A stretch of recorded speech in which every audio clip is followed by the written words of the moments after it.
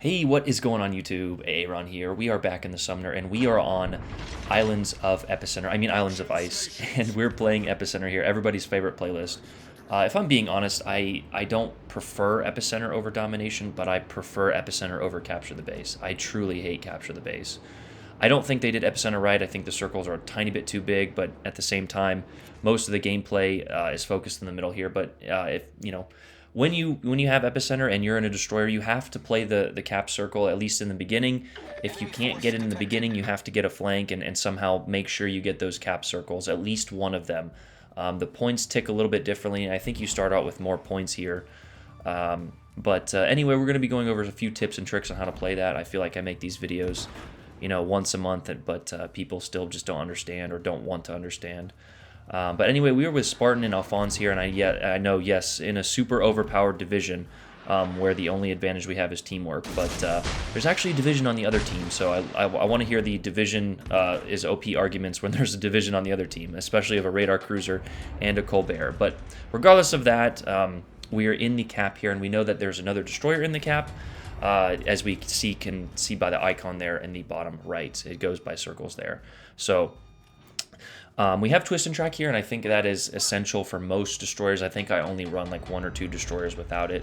Now Alphonse is charging in like the brave battleship hero he is, but he's actually going to get a very good position here and help out tremendously with his radar.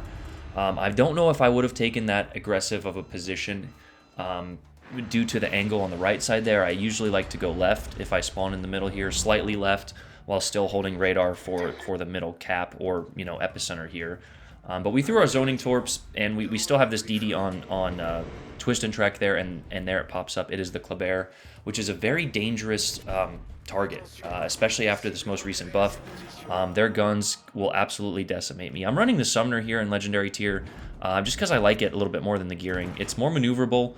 And I don't know, I like a little bit of a challenge as well. It's more maneuverable than the Gearing, and the guns hit just as hard. I think it's just slightly longer torp reload, but who cares? We go ahead and smoke up here. We tell Alphonse to pop his radar, and that is one advantage. The only true advantage, really, of running ships in a division is the focus fire and the communication. You have guaranteed communication. Other than that, there is no true advantage. I hate hearing that excuse. I really do. Get some friends. That's all I gotta say. But anyway, we have more of these ships over here, and I should have played this a little bit smarter.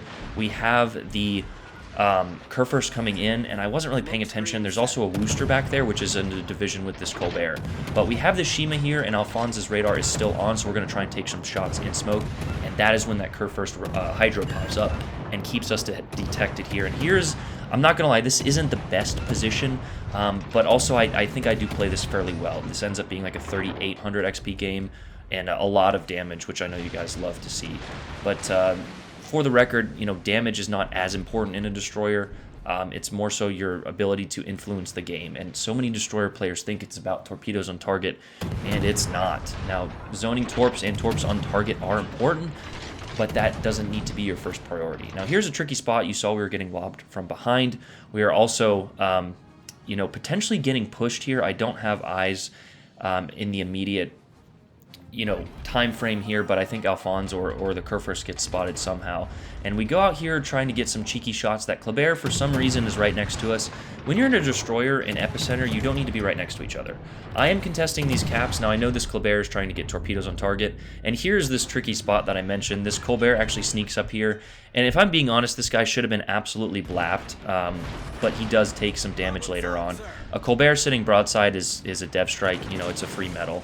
But you can see the focus fire from the enemy division. So, again, what is the argument for when there's a division on the other team as well? Is it easier then as well? Do I get better RNG? I don't know. I hate that argument. It's a team-based objective game. If you're not going to play like in a team, then why play the game?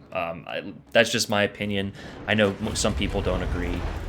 But regardless of that, we're going to go ahead and leave the smoke here. The Kurfürst Hydro is off. Now, we did lose a lot of health, so I'm turning out. I want to get away from this situation, especially if this enemy or friendly Colbert is going to sit in the cap here. Now, this is a tricky spot. I wanted to get my torps off. I waited for the second set just in case he did slow down. Sometimes you can stagger that second set on the inside, but because of the island there and him being, just kind of protected by the island, we just threw him anyway. But we're going to get out of spotting range here. And he does take 2 torps, and he actually takes more because he can't slow down because he is an office building in the Kurfürst there, and he dies. As an added prize, we get 2 torps on the Colbert there, which for some reason was in a similar proximity. Never a great idea, but, you know, it is Epicenter. We actually tick ourselves up to 96,000 damage. You will notice the next part of the game, our twist and track actually spikes to the right there. It's important to pay attention to that. Some people do, some people don't.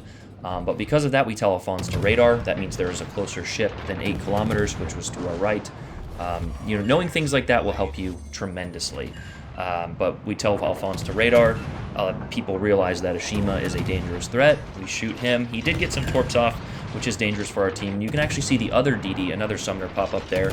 And he's actually playing it well behind the island, but when the Shima goes down, we actually lose spot here. Now, we did repair this fire because we're not detected, and I actually make the split-second decision not to shoot. The reason being, we were undetected here, and we were down to 7,000 health. This summoner would have outgunned us. Yes, we probably already won this game. Their team got obliterated. We played this correctly. We had good focus fire from our team. Our other friendlies did their job. And the enemy scores were not great, but again, it's playing as a team, playing the objective that is going to net you these high damage games. Now, we actually did take a blind fire there when he smoked up and got a few hits. And I also said, I'm going after him, boys. Engine boost just runs out, but we've got him on twist and track here. He also has us on twist and track, and I'm not going to lie, this summoner actually plays it fairly well. But, you know, in that moment, not shooting was the correct play, mainly because in a closer game, he would have outgunned us, and we would be down a destroyer. Now, in this situation, it's not a huge deal. We still would have won this game. Our team is now capturing the Epicenter. Spartan has moved up to a fairly good position in the center of the map here. And I'm actually not being sarcastic about that. Given the circumstances, this position, you know, we like to joke around with Spartan Peak and I that he YOLOs in, which is fine. You can play that way, you know, you should. But in certain, you know, positions, as Wayne Brady would say, from Whose Line Is It Anyway, you need a little more strategery, which sometimes is not the Spartan way, you know, in certain circumstances. Montana is also bad. I'm legally obliged to say that. But anyway, we launched some widespreads here just to try and cheese him, but he's no longer in a smoke. And he's actually stern tanking us, which is a huge advantage for us. We are actually able to get all guns on, you know, kind of weaving back and forth here, causing him to miss his shots. And with a little help and focus fire, we actually pretty much even out this damage disparity between us. We also smoke up to avoid taking any more damage. Just kind of a play that I'm, you know, anytime I'm playing, I want to play to win. So we could have let him, you know, we could have sat there and traded with him, but it's probably a losing play. You know, if we don't have that team focus fire. We actually get a torp hit, which is funny because we launched widespread, and just pay attention to those torps. But here we have a full health Sovietsky Soyuz. Not exactly sure why he's full health kiting away at the back of the map. Number one, the game is over. Number two, he could have potentially been a little more helpful to his team. Now, Epicenter is one of those game modes like we talked about, where everyone just kind of focuses up in the middle, and it can create kind of this hodgepodge clusterfuck of just, you know, stupidness in the middle. And I understand that, but if you play it correctly and you get the flanks, if you see that your team is capturing the Epicenter, get a flank. If you see that your team is not capturing the Epicenter, maybe try and stick your nose in it.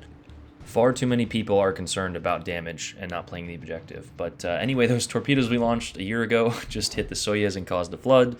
And as a result, he's burned a damage con. So we're going to go ahead and start raining 5 inches of freedom down on him, as we would have in the Cold War if the Russians would have fucked around. The more you fuck around, the more you're going to find out. And unfortunately for this Soyuz, he's going to find out. Now, we get about 8 salvos off here, which is the long floaty shell time of the American destroyers. And, of course, with typical RNG, which would have happened to me, we get the permanent fire on probably the last shell hit there.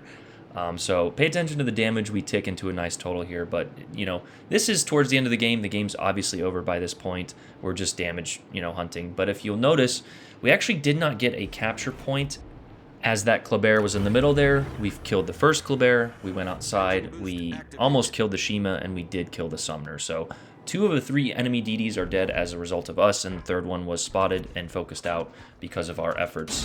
So for those that know XP, a huge battle impact. And again, not every game is going to go exactly according to plan. Sometimes you're going to have to go left. Sometimes you're going to have to go right, as we tick the high caliber there. Get a second permanent fire, and I think we actually get a third permanent fire here. We're just obliterating this Soyuz. There's nothing left he can do. The game is over.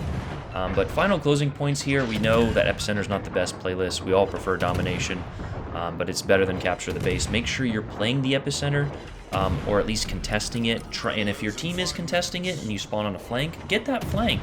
It is a huge advantage when everyone is clustered in the Epicenter there. If you get that flank and get that crossfire. This game is not team deathmatch. It's not damage hunting. I know I did get a lot of damage in this game. You know, it's a fun replay, but it's also, we're applying the principles of winning and playing smarter to the game. Like we said, as Wayne Brady would say, strategery. As I think somebody got a fireproof there. So shout out to Spartan, shout out to Alphonse, as we tick 3750 XP, 3 kills, Andy high caliber and Confederate with like 170, 180k here in the Summoner against Legendary tier. So that is the Summoner. That is how to play Epicenter, and a nice little replay for you guys. Make sure to like, subscribe, comment down below. Check out both of their channels. They're great friends of mine. We had a lot of fun playing off stream here. So GG's to everybody. Hope you guys learned something. Pass it on to a friend. Tell a fellow potato. Aaron out. Peace.